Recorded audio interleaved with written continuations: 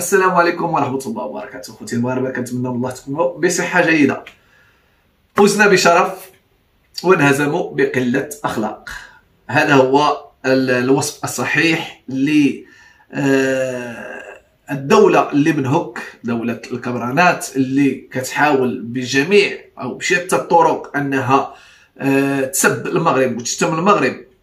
يعني شيء يخجل. أولا يخجلكم أنتم كجزائريين أنه عندكم قناة عمومية مرتع للسب والشتم ديال دولة أخرى، وخصوصا أنه هذه الدولة دولة مسلمة.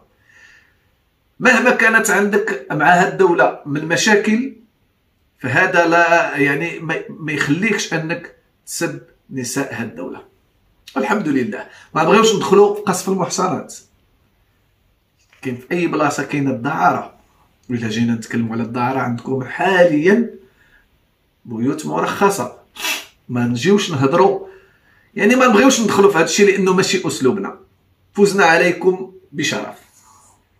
غادي تسمعوا لهذا اللقيط هذا ديال هذا المؤرخ هذا اللي كيتكلم على النساء المغربيات، وكنشكروا من هذا المنبر كنشكروا الإعلامي الكبير معتز مطر عن دفاعه على المغرب. سمعوا ونكملوا. لو تعلمون عدد العاهرات اللي كانوا موجودين في المسيرة ستصدمون.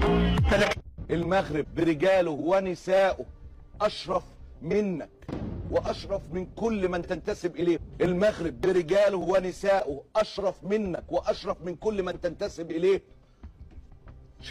شيء مخزي، والله العظيم شيء مخزي انه يسيطر هذا الخطاب البطيء. كما سمعتوا السفيه الذي تحدث على نساء المغرب في المسيرة الخضراء. وصراحة هذه الدولة هذه لا تحترم لا قيم الأخلاق ولا قيم الشرف. ناس عندهم انهزام تام في الحجة، وكيحولوه الى الشتم والسب.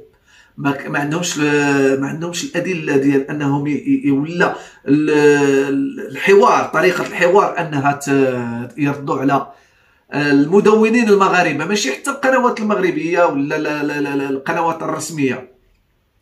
وللاسف القنوات الرسميه ديالهم كتدخل بنفس الطريقه وكتسب وكتشتم. واش هذا كيرضي المواطن الجزائري؟ الا كان كيرضيه اذا انتم سواسيه.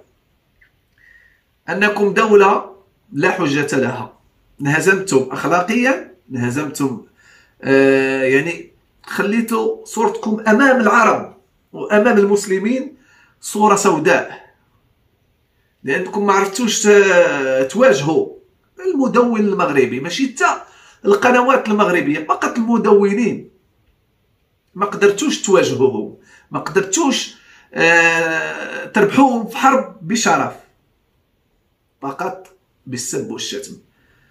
عندكم تقريبا الناس من اعلى هرم سلطه حتى البونيف، حتى بن قصديره، حتى لهذا المؤرخ اللقيط اللي خرج يسب المغربيات، نفس المنهج واحد،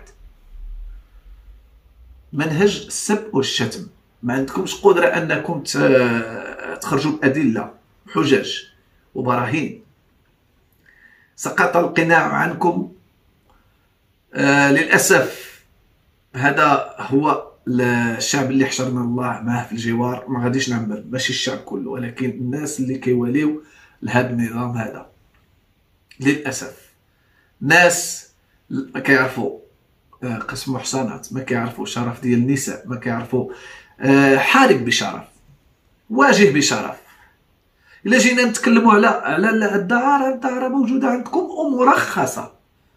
جينا نتكلموا على الخبايا السوداء والاغتصابات وجميع اي حاجه بغيتو تتكلموا عليها، غير الا جينا ندخلوا فيها ما خرجوش.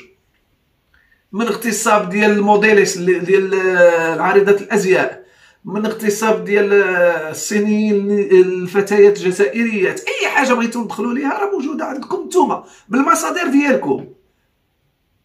للاسف قالها بالدراجه، خسرتوا المعركه، خسرتوها لانكم أصحاب حجة ضعيفة، ونحن أصحاب حق. والسلام عليكم ورحمة الله وبركاته.